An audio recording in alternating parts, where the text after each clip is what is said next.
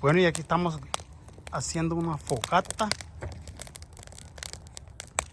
para calentarlos.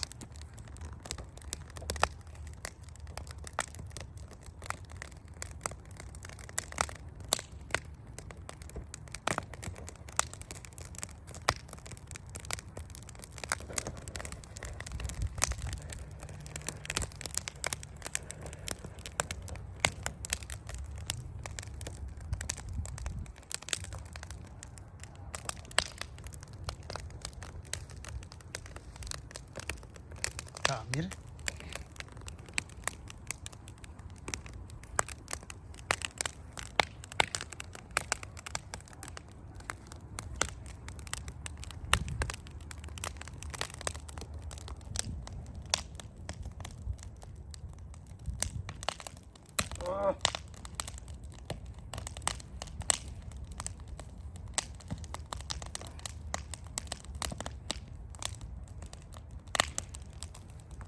Vamos a agarrar fuego.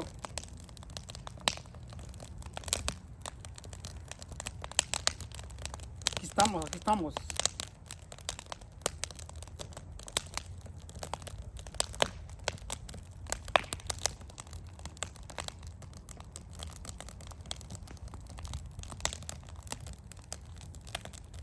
Cero vicios, cero vicios. No lo vamos a hacer perfecto, tal vez 1, 2 cervecitas, pero por ahorita nada.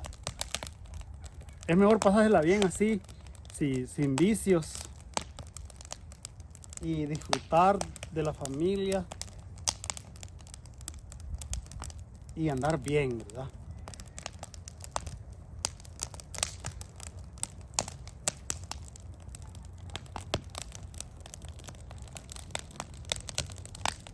En sus 5 sentidos.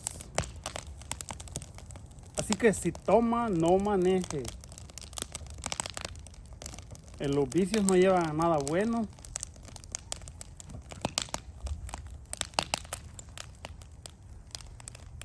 Así que esa es mi recomendación para ustedes.